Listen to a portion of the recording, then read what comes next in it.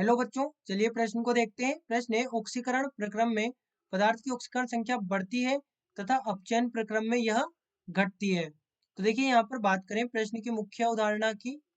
मुख्य अवधारणा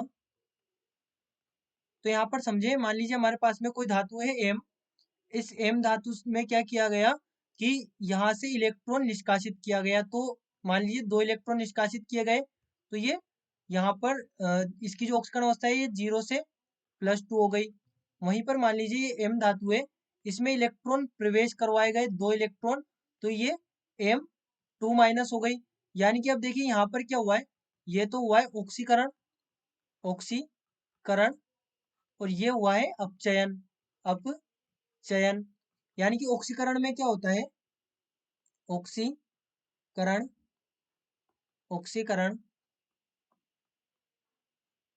इसमें इसमें परमाणु, परमाणु, अणु या आयन इलेक्ट्रॉन, इलेक्ट्रॉन त्याग कर, इलेक्ट्रॉन त्याग कर या इलेक्ट्रॉन त्याग देते हैं, इलेक्ट्रॉन त्याग देते हैं तथा उनकी ऑक्सीकरण संख्या में, ऑक्सीकरण संख्या में, अब यहाँ पर हम देख सकते हैं कि पहले कितनी थी 0, और अब कितनी हो गई, अब हो गई +2।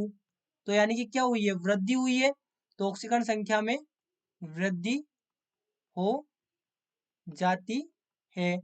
वहीं पे यदि हम बात करें अपचयन की, अपचयन, तो अपचयन में क्या होगा, इसमें परमाणु,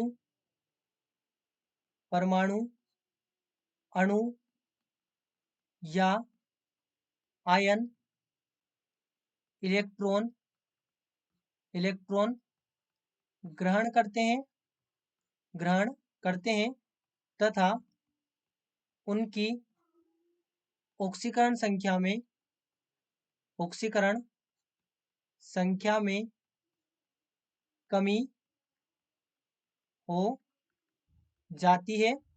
यहाँ पर देखिए, यहाँ पर पहले 0 थी, अब -2 हो गई। यानी कि क्या हुआ है, ऑक्सीकरण संख्या में कमी हुई है।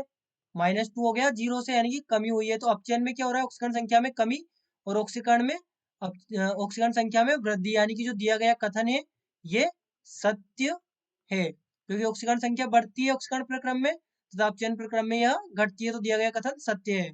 तो बच्चों, आशा करते हैं आपको प्रश्न समझ आया होगा। धन्यवाद।